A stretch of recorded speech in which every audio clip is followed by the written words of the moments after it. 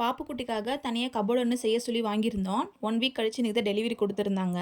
அதனால கையோட எல்லாத்தையும் எடுத்து அடுக்கி வச்சிடலான்னு சொல்லிட்டு, இது வந்து திங்ஸ் வந்து பாப்பா திங்ஸ் எல்லாமே கவர்லேயும் கட்டப்பையிலும் தான் வச்சுருந்தேன். அவளோட புது ட்ரெஸ் தனியாக, அவளோட டெய்லி வியர்ஸ் தனியாக அப்படி அப்படியே போட்டு வச்சுருந்தேன். அவள் டாய்ஸ் வைக்க சுத்தமாக இடம் கிடையாது.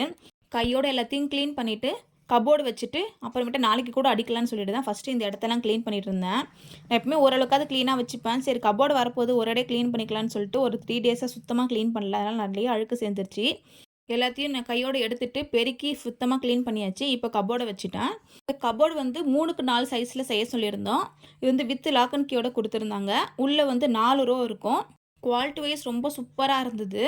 இப்போதைக்கு பாப்புக்குட்டிக்கு 2 ரோ போதும். மீதி 2 ரோ நாங்கள் யூஸ் பண்ணிக்கிட்டு, அதுக்கப்புறம் அவங்க ஃப்யூச்சரில் ஸ்கூல் போனதுக்கப்புறமா அவங்க பேகு, புக்ஸ்லாம் வைக்கிறதுக்கு யூஸ் பண்ணிக்கலாம். அவங்களுக்கே தனியாக கொடுத்துடலான்னு சொல்லிட்டு, இது எல்லாத்தையும் அலைன் பண்ணிவிட்டு உங்களுக்கு வீடியோ போடுறேன். இது வந்து ஆன்லைனில் ₹7,000 நாங்கள் 4,000க்கு வாங்கியிருந்தோம். உங்களுக்கு இந்த வீடியோ பிடிச்சதா லைக் பண்ணுங்கள், சப்ஸ்கிரைப் பண்ணுங்கள்.